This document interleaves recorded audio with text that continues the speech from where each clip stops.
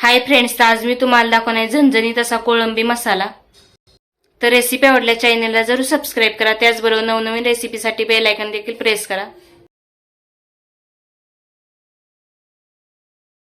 सर्वात आधी मिक्सरच्या भांड्यामध्ये 10-12 लसूण पाकळ्या घालून घेते। त्यानंतर यामध्ये बारीक केलेले आल्याचे तुकडे, 3-4 हिरव्या मिरच्या व कोथिंबीर सुद्धा मी घालून घेते व एक मोठा बारीक कट केलेला कांदा सुद्धा मी यामध्ये घालून घेते व एक टोमॅटो सुद्धा कट करून घेतलेला होता तो यामध्ये घालून घेते। यामध्ये आता 2-3 चमचे पाणी घालून हे आता मी बारीक असे वाटून घेते। तुम्ही पाहू शकता इथे मी बारीक असे हे वाटून घेतलेले आहे। इथे मी स्वच्छ धुवून घेतलेली कोळंबी एका भांड्यामध्ये घेतलेली आहे। सर्वात आधी 2 मोठे चमचे कढईमध्ये तेल घालून घेतलेले आहे। तेल गरम झाल्यानंतर यामध्ये अर्धा चमचा जिरे घालून घेते। आता इथे मी मिक्सरमध्ये वाटून घेतलेलं वाटण यामध्ये घालून घेते। हे व्यवस्थित असे तेल सुटेपर्यंत आता परतून घेऊ। तुम्ही पाहू शकता हे आपले परतून झालेले आहे। याला आजूबाजूने तेल देखील सुटलेले आहे।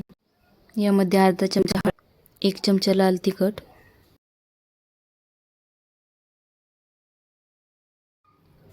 1 चमचा काश्मीरी लाल मिरची पावडर, 1 चमचा गरम मसाला, हे मसाले आपण आता व्यवस्थित असे परतवून घेऊ। त्यानंतर इथे मी स्वच्छ धुवून घेतलेली कोळंबी यामध्ये घालून घेते।